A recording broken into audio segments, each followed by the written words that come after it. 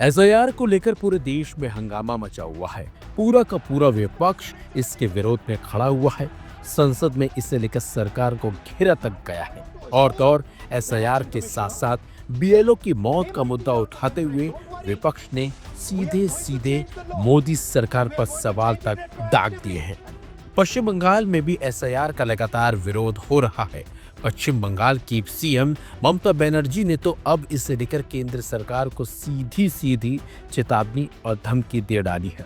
दरअसल पश्चिम बंगाल में अगले साल होने वाले विधानसभा चुनावों से पहले मतदाता सूची के विशेष पुनरीक्षण यानी कि एसआईआर को लेकर बंगाल की राजनीति अपने चरम पर है। इसी बीच मुख्यमंत्री ममता बनर्जी ने गुरुवार को बड़ा बयान देते हुए एक बड़ा खुलासा किया। उन्होंने कहा कि अब तक एसआईआर फॉर्म उन्होंने नहीं भरा है। उन्होंने कहा कि उन्हें अपनी नागरिकता साबित करने के लिए इसकी जरूरत नहीं है और ऐसा करना उनके लिए अपमानजनक है। ममता बनर्जी एसआईआर का विरोध करते हुए कहती हैं कि मैंने अभी तक फॉर्म फिलअप नहीं किया है, क्यों करूं? मैं 3 बार की केंद्रीय मंत्री रही हूं, 7 बार सांसद रही हूं और आपके आशीर्वाद से 3 बार मुख्यमंत्री बनी हूं। अब मुझे प्रमाणित करना होगा कि मैं नागरिक हूं या नहीं। इससे तो जमीन पर नाक रगड़ना बेहतर है। इससे पहले नादिया जिले के कृष्ण नगर में रैली को संबोधित करते हुए ममता बनर्जी ने तीखे शब्दों में आरोप लगाया कि बीजेपी और केंद्र सरकार बंगाल में 2026 के विधानसभा चुनाव से पहले मतदाता सूची में बड़े पैमाने पर गड़बड़ी करने की कोशिश कर रही है। उन्होंने आरोप लगाते हुए कहा कि अमित शाह सीधे तौर पर मतदाताओं की सूची से 1.5 करोड़ नाम हटाने की कोशिशों को गाइड कर रहे हैं।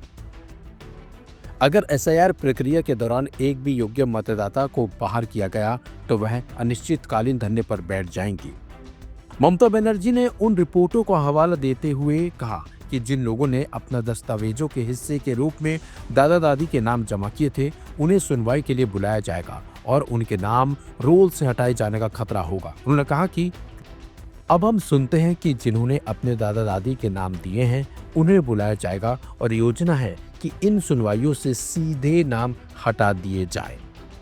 बताते आपको चुनाव आयोग ने स्पष्ट किया है कि मुख्यमंत्री सहित संवैधानिक पदाधिकारियों को मार्क्ड इलेक्टर श्रेणी में रखा जाता है, इसलिए उन्हें सामान्य नागरिकों की तरह फॉर्म भरने की बाध्यता नहीं है।